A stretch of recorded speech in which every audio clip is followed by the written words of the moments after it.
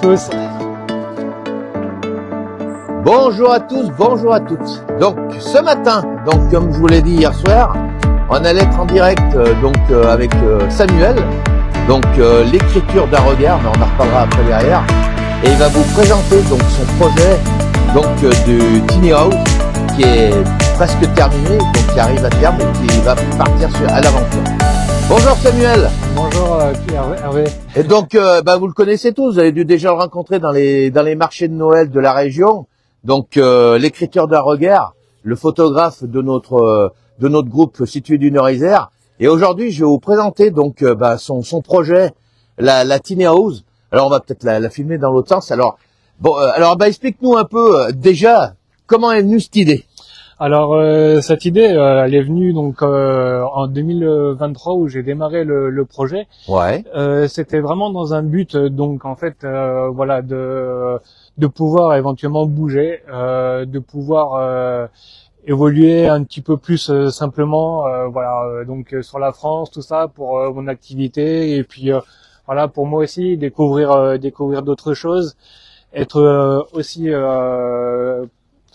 plus autonome, plus libre et histoire de pouvoir aussi être aussi propriétaire parce que c'est ce que nous offre aussi les tiny house. Ouais. Et du coup c'est. Alors explique-nous au niveau concept. Alors d'abord déjà il a fallu trouver un concepteur de tiny house. Donc tu as retrouvé ça du côté de Albertville, comme j'ai compris, hein. C'est ça. Ouais, tout à fait. Ouais. Donc il y a plusieurs choix possibles, hein. Soit on peut faire de l'autoconstruction, donc vraiment construire soi-même la base sur la structure. Ouais. Voilà. La deuxième option, c'est un petit peu justement comme moi j'ai fait, d'aller voir un constructeur. Ouais. Donc pour tout ce qui est construction de l'ossature plus du toit, tout ça. Alors tu m'as dit tu avais choisi plutôt la concepture avec bleu bois parce qu'il y avait des possibilités aussi ferraille sur les côtés, mais toi tu as privilégié le bois, hein. C'est ça, ouais, tout à fait. Ouais, je voulais vraiment un rendu qui rend hommage à la nature et qui soit vraiment le plus qui se fonde le plus dans la nature possible. Et c'est pour ça que j'ai choisi vraiment que du bardage bois. Alors, au niveau concepture, ok. Après, au niveau hauteur, alors la hauteur est réglementée, bien sûr. Ouais, tout est réglementé. Tout à fait. Alors la hauteur, est réglementée, donc on est à la limite de 4,20 m. 4,20 m, ouais, d'accord. C'est pas plus haut qu'une semi, en fait. Qu'une semi, ouais, tout à fait. Ouais, c'est vraiment gabarit camion, ouais. Parce qu'on a vraiment l'impression qu'on est bien plus haut, mais en fait, c'est les roues, l'essieu. Il paraît que, on a l'impression que c'est énorme au niveau hauteur, mais on n'est pas plus haut qu'une semi, hein, tout simplement. Ouais, tout à fait. Ouais, et après, on est en gabarit routier, donc c'est-à-dire 2,55 m de large maximum. D'accord. Donc là, on est à 2,50 m et après, en termes de longueur, on est à 6,60 m. 6,60 m de longueur. Et au total, t'es à combien avec le véhicule? Avec le fourgon, je suis à 13 mètres. D'accord. En total. Donc là, on est obligé de passer un permis, c'est ça, hein? C'est ça, ouais, tout à fait. Donc le permis BE, en fait, est essentiel pour ça. D'accord. Sachant qu'en fait, le permis BE donne droit à un ensemble de plus de 4 tonnes 250. 4 tonnes 250. Voilà. D'accord. Et au maximum à 7 tonnes 5. D'accord. Voilà. Okay. Et parce que il y a le permis B qui autorise en fait une remorque de moins de 750 kg. Ouais. Et le permis B96 qui lui est entre 750 et 4 tonnes 250. Ah oui, d'accord. Voilà, c'est la réglementation, qu'il y a en vigueur aujourd'hui. D'accord. Alors après, on se lance pas sur les routes comme ça. Tu regardes. Quand tu vas aller à un endroit, tu vas regarder le trajet, les hauteurs, etc. Tout à fait. Pour pouvoir te lancer. Ouais. Après, il y a des applications, qui peuvent aider pour rentrer aussi le gabarit du véhicule. Et du coup, l'application comme type Waze ou Google Maps, du coup, gérer le trajet. Très bien. Bon écoute, alors donc du coup tu vas nous expliquer un peu tout ça. Alors donc déjà tu as tout ton fonctionnement qui se trouve sur le caisson de devant là. Voilà, exactement. Alors explique-nous un peu comment ça fonctionne. Alors j'ai choisi en fait de faire un caisson du coup sur l'extérieur parce que toutes ces choses-là sinon auraient dû être casées aussi à l'intérieur, ce qui enlève un petit peu de place. Ouais.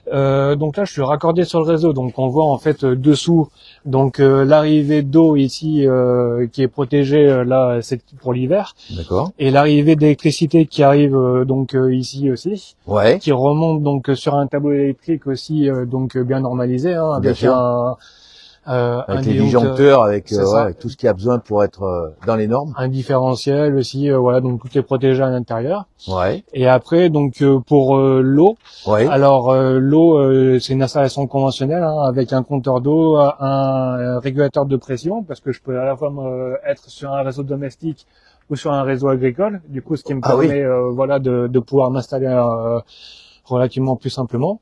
Ouais. Et du coup, donc toute l'eau est filtrée en fait sur un filtre à charbon. D'accord. Voilà, filtre à charbon et puis après distribué soit en eau chaude. Donc Oui, donc t'as la petite chaudière là, du coup. Hein. voilà, la petite chaudière du coup qui est alimentée par une bouteille gaz, donc qui est autonome en fait. Voilà sur le Par l'eau fonctionnement. Tout simplement. Et du coup l'eau froide après qui part directement sur le réseau de l'évier et de la douche à C'est l'intérieur. vraiment tout bien équipé par rapport à donc le chauffage également. Enfin, chauffage, l'eau chaude par rapport à ta tiny house. C'est ça, tout à Simplement. fait, ouais. Donc là, on va retrouver tout ce qui est fonctionnement sur cette partie. Alors, Voilà, en fait, tout ce qui est fonctionnement, tout est regroupé. et là, tu me ici, disais aussi, donc ta toiture permet également de récupérer l'eau de pluie ouais. pour pouvoir également l'utiliser. Éventuellement, ouais, Ouais. c'est une possibilité qu'il y a. Comme c'est un toit monopente, en fait, c'était pensé dans cette optique-là. D'accord. Donc avoir une seule gouttière pour récupérer l'ensemble de l'eau de pluie Ouais. et qui peut être stockée donc dans une cuve souple à dérouler sous la tiny parce Ouais, qu'une ouais. cuve rigide, enfin voilà, ça serait plus délicat à transporter. D'accord. Donc une cuve souple sous la tiny et puis du coup par exemple avec une pompe voilà qui serait autonome branchée sur le coffret et qui enfin voilà qui alimenterait du coup Oui, le réseau d'eau Tout ton réseau d'eau, directement, ouais, d'accord. Ah ouais. Ok. avec des filtrations du coup un peu supplémentaires aussi quoi pour Ouais, microbiens et plus particules voilà choses comme ça ouais. Très bien. Alors, on va passer sur la partie avant. Alors, je sais pas si vous avez vu, mais les menuiseries sont vraiment top. Hein. Regardez un peu. Là, la partie avant, donc avec la porte d'entrée, et puis une sorte de baie vitrée, et puis donc vous verrez la partie haute, la salle à coucher, où vraiment on retrouve vraiment une belle conception au niveau de la tiny house. Alors, alors c'est pareil, vous avez vu, il y a une différence de niveau entre la porte d'entrée. Alors ça, j'ai trouvé énorme l'idée, et puis donc la baie vitrée. Et ben, c'est que plus tard, tu comptes faire la terrasse, c'est ça? C'est ça, ouais. À l'endroit où tu vas exactement, t'installer? Ouais. Quand j'aurai un terrain un peu plus définitif et que je souhaiterais vraiment m'installer à un endroit, Ouais. en fait, l'idée c'était donc d'avoir une terrasse qui soit À hauteur. à ce niveau-là, ouais, Ouais. et séparée en fait de l'accès de la porte d'entrée. Bien sûr. Voilà. Ouais. Non, bah c'est génial. Hein. Ouais, vous avez vu un peu, c'est top. Hein.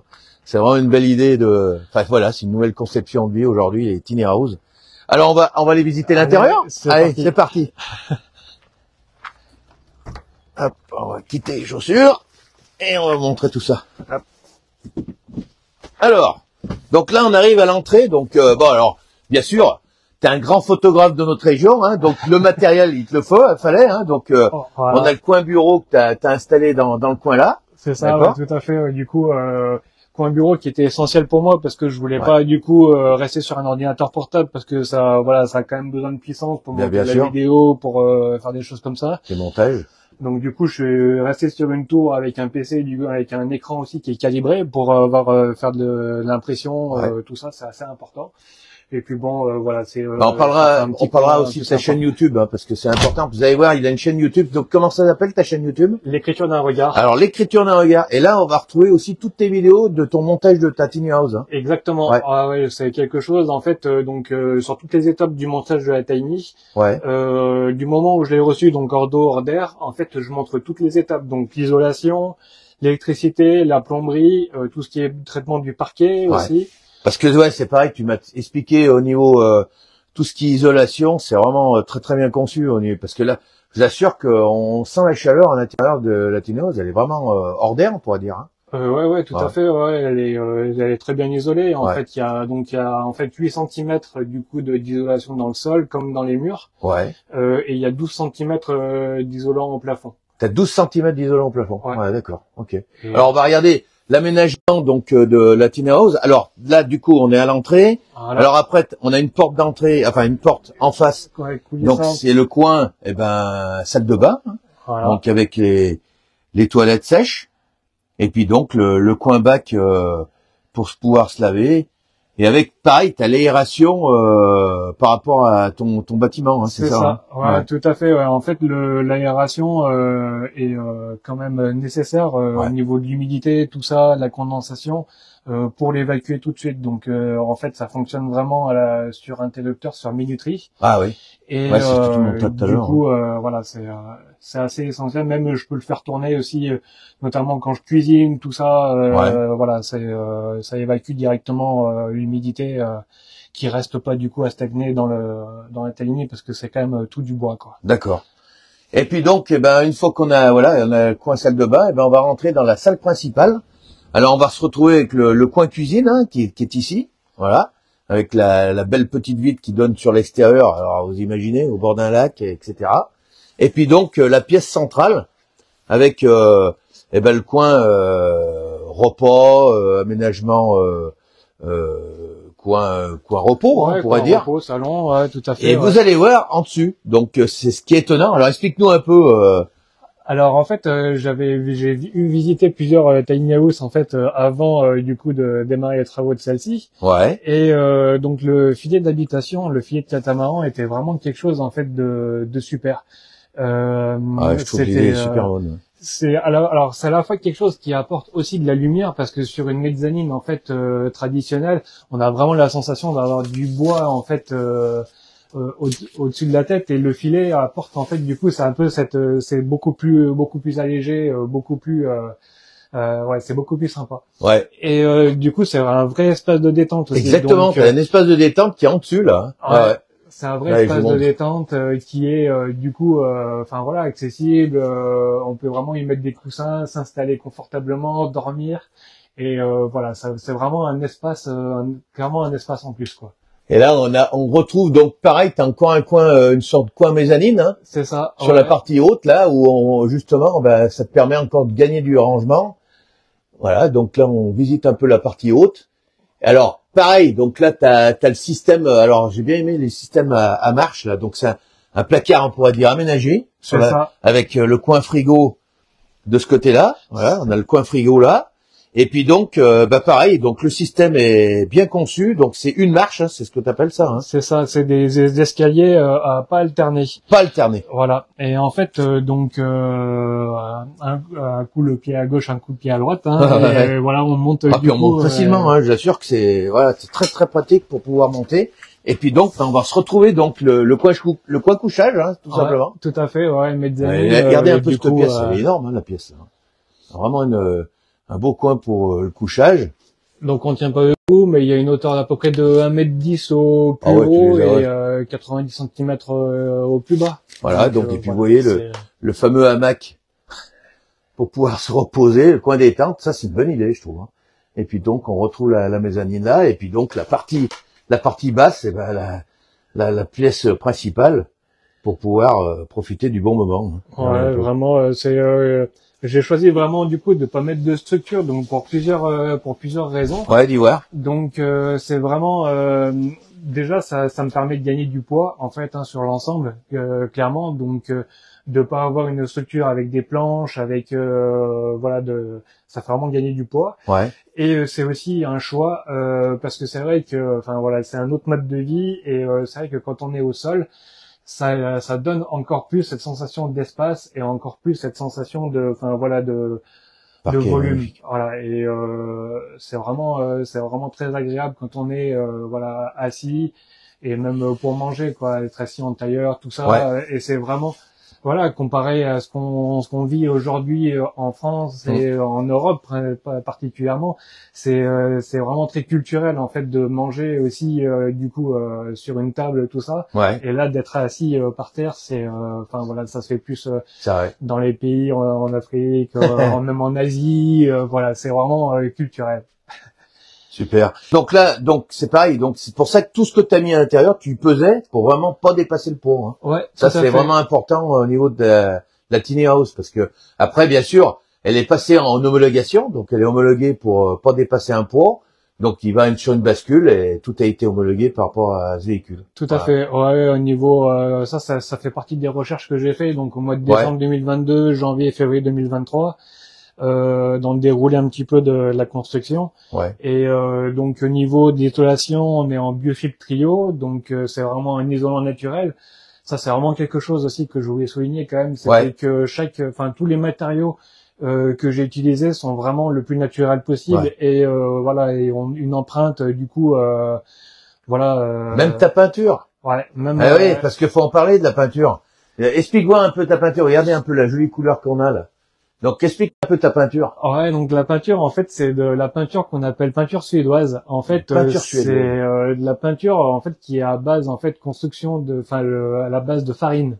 Ouais. Et donc en fait c'est une peinture qui est donc faite en trois étapes, hein, si vous voulez. On mélange en fait de l'eau et de la farine pour faire ce qu'on appelle une colle de farine. Ouais.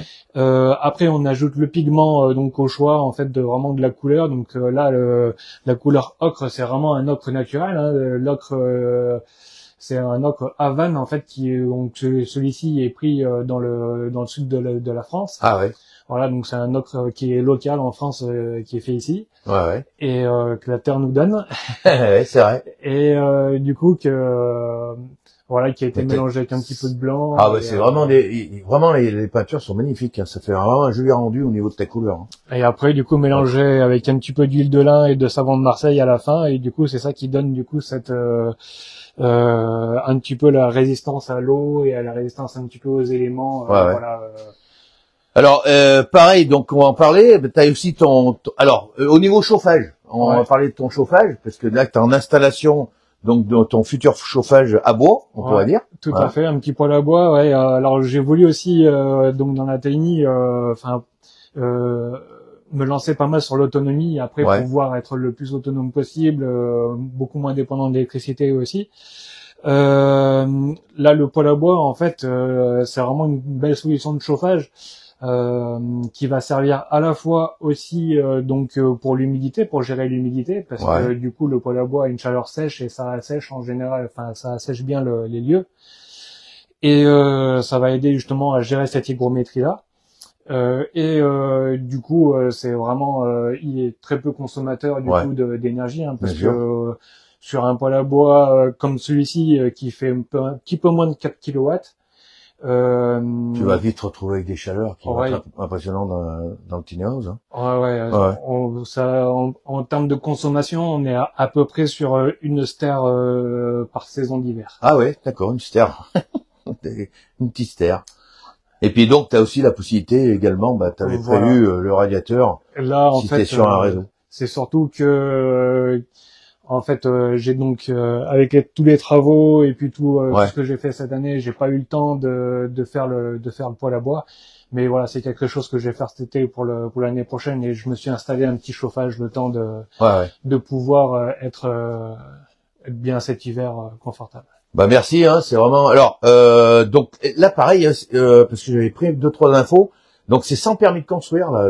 C'est ça. Ouais, exactement. Le permis de construire. Alors pour rester légalement en fait sur un terrain, tout ça, ça peut être un accord verbal, avec la mairie, ou voilà, si vous souhaitez rester plus de 3 mois légalement, c'est une demande de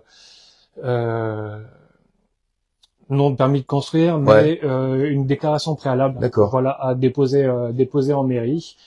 Après, voilà, libre à vous de toute façon, tu nous enverras un peu des suivis de ton périple. Bien sûr. Parce que là, tu vas partir du côté, tu m'as dit, de l'Auvergne. De l'Auvergne, ouais, tout à fait, ouais. C'est, j'ai prévu de partir là-bas jusqu'au mois d'avril, et puis après, je monte jusqu'en Bretagne. Voilà, donc là, on va pouvoir retrouver donc Samuel avec ses belles photos qui nous montent depuis pas mal d'années dans le groupe.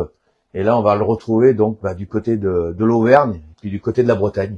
Ça va être génial. Je vous ferai signe beaucoup depuis là-haut. Ah ouais, n'hésite pas à nous envoyer des photos, puis nous montrer ton aventure par rapport à la tiny house. Et puis voilà, donc nous faire découvrir des nouveaux lieux, voilà. Bien sûr. Alors pareil, donc on va peut-être parler de toi. Alors explique-toi, qui es-tu et que fais-tu en fait du coup? Voilà, je m'appelle Samuel, je suis photographe du coup moi Ouais. du coup de la région. Et Ouais, puis, du on le coup, retrouvait beaucoup dans les marchés de Noël de notre région, ça c'est sûr. Ouais, c'est ça. Je fais principalement des photos de nature, du coup voilà, pour Ouais. essayer de rapprocher un petit peu l'humain à la nature, parce que enfin voilà, c'est important aussi de voir cette belle nature qui nous accueille tout le temps C'est et vrai. qui nous ressource aussi. Donc voilà, j'ai vraiment fait démarrer la photo voilà pour montrer ces petites choses de la vie enfin, voilà, qui sont là aussi. Tu fais des belles photos et en plus t'as des belles écritures en fait. Hein. Merci. Parce que chaque photo, t'as une écriture avec. Hein. C'est ça. Voilà. Ouais, tout à fait. Ouais, c'est vraiment... L'écriture d'un regard. Ouais, d'où la notion d'écriture. Ouais, c'est vraiment fait pour apaiser, pour redonner du sens aussi à nos vies, quelque chose. Et on te retrouve donc t'as une page Facebook, ta chaîne YouTube. Exactement, ouais. Ouais. Et du coup, donc sur tous les réseaux, en fait, vous allez pouvoir du coup me suivre et retrouver aussi toutes les infos. Enfin voilà. On mettra toutes les infos sous la vidéo, comme ça les gens pourront te retrouver. Ouais.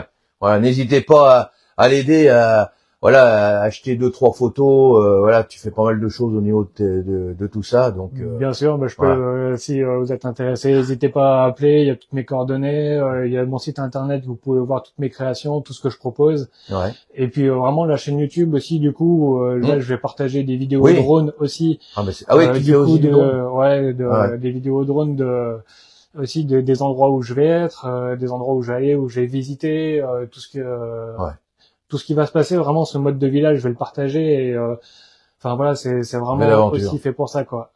Et donc toutes les vidéos de construction de la Tiny, si ça vous intéresse également. Oui.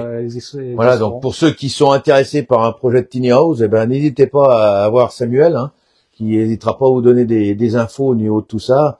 Et puis surtout des normes, hein, parce qu'il y a quand même pas mal de normes à savoir. Hein. Ouais, tout à fait. Ouais, c'est tout détaillé un petit peu dans les vidéos que je fais. Hein, à chaque fois, c'est vrai que j'en distille un petit peu. C'est tout classé un petit peu par sujet. Ouais. Donc à chaque fois, par exemple sur le bardage, sur les installations, sur les gabarits, sur les choses comme ça. Toutes les infos sont distillées un petit peu dans les vidéos. Ouais. D'accord. Ok. Écoute Samuel, c'était plaisir de venir te voir. Merci à vous. Et puis voilà, j'ai fait une belle découverte ce matin et puis c'est vrai que je suis content de vous partager ce beau projet. Et puis on suivra Samuel ces prochains temps dans le groupe, il vient nous envoyer 2-3 photos, 2-3 coucous. Avec plaisir. Pour nous montrer tout ça. Merci à toi Samuel. Merci à vous. Et puis à très bientôt dans le groupe C'est une réserve. Merci beaucoup. Au revoir. Au revoir.